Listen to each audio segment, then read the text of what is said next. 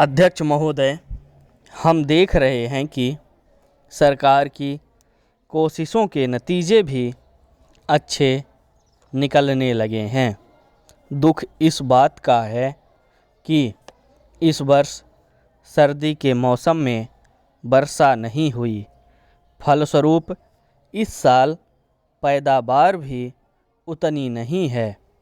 कुछ लोग कहते हैं कि इस साल भी जो पैदावार है वह पिछले साल की पैदावार के बराबर हो जाएगी।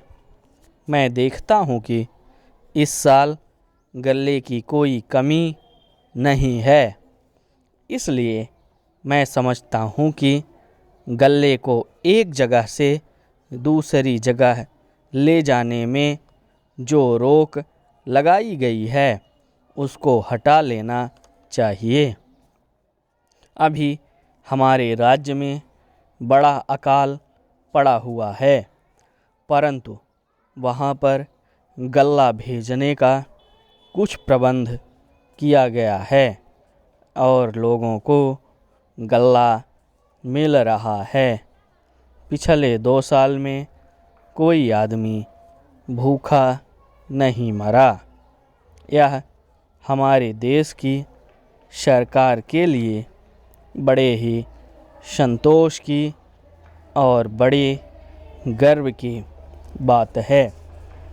यदि अन्न की उपज हमें बढ़ानी है तो हमें पानी का प्रबंध करना होगा। उधर वर्षा की बहुत कमी है। ख़ास तौर से मैं अपने इलाके की बात आपको बतलाना चाहता हूँ। 20 साल पहले जितनी वर्षा वहाँ होती थी उतनी ही वर्षा आज भी होती है। वहाँ नहर भी है, लेकिन नहर का पानी वहाँ नहीं जाता है। नहर के पानी को आगे ही रोक लिया जाता है। कुछ लोगों ने नलकूप भी लगवा लिए हैं, जिससे लाभ हुआ और पानी का इंतज़ाम हो गया है। लेकिन सभी किसानों को पानी नहीं मिलता है, उनको बड़ी परेशानी होती है। पहली योजना से मैं इस बात की कोशिश कर रहा हूँ कि हमारे क्षेत्र के लिए पानी का इंतज़ाम किया जाए। वहाँ पर सिंचाई के लिए पानी दिया जाए, लेकिन हमेशा यही कहा जाता है कि एक बहुत बड़ा बांध बन रहा है और जब वह बन जाएगा तब पानी मिल जाएगा। 3 योजनाओं में यही कहा जाता रहा है। मैं समझता हूँ कि पानी का इंतज़ाम होना बहुत ज़रूरी है। अब आपने नलकूप पर टैक्स लगा दिया है, यह बहुत ही ख़राब बात है। खेती सही मायने में अभी शुरू ही हुई है। जो कमी है उसको हमें पूरा करना है। जो टैक्स लगा दिया गया है उससे हम इस काम में बाधा पैदा होते देख रहे हैं। मैं चाहता हूँ कि हमारे मंत्री महोदय वित्त मंत्री जी से इसके बारे में बात करें, जिससे किसानों को किसी प्रकार की राहत मिले।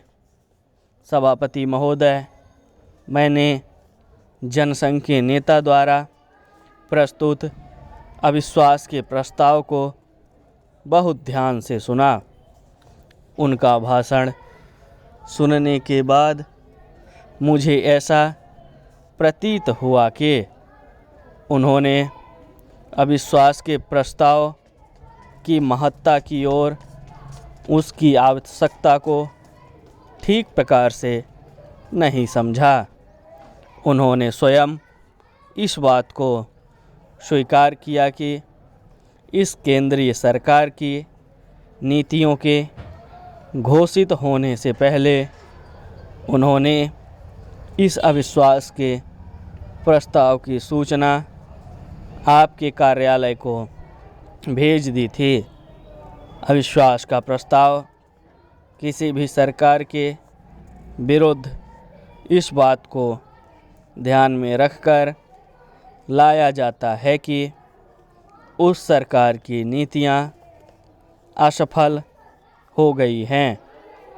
इस बात को ध्यान में रखते हुए कि चाहे कुछ राज्यों में विभिन्न विरोधी दलों को वहाँ का कार्य चलाने की जिम्मेदारी सौंपी गई है, हमारे देश की जनता ने देश का कार्य चलाने के लिए भारत का शासन कांग्रेस सरकार के ही हाथों में सौंपा है। हमारे देश की जनता का विश्वास था कि कांग्रेस ही एक ऐसा दल है जिसके ऊपर विश्वास प्रकट किया जा सकता है और इसीलिए केंद्रीय सरकार को चलाने की जिम्मेदारी हमारे ऊपर आई है। मुझे दुख है कि बिना इस बात का ध्यान रखते हुए कि एक छोटे से मामले को लेकर राजस्थान में राष्ट्रपति का शासन लागू किया और विधानसभा की कार्यवाही को स्थगित कर दिया गया। अगर इसी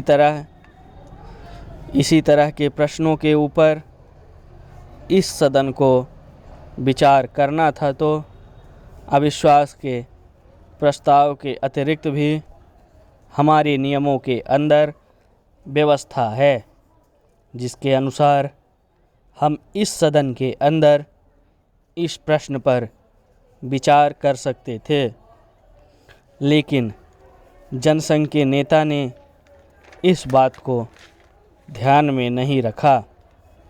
उनका आरोप है कि केंद्रीय सरकार ने राजस्थान के अंदर जिस प्रकार से हस्तक्षेप किया है वह अनुचित है और संविधान की अवहेलना की गई है। जनतांत्रिक भावनाओं का ध्यान नहीं रखा गया है।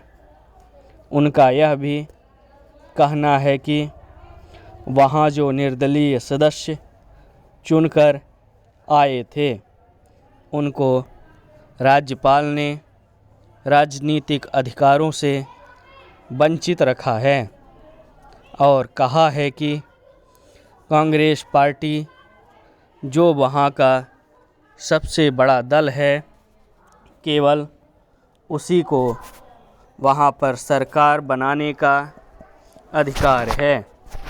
एक तरफ आप यह मापदंड लगाते हैं कि राजस्थान में निर्दलीय सदस्यों की अवहेलना की गई और दूसरी तरफ आप उत्तर प्रदेश का उदाहरण प्रस्तुत करते हैं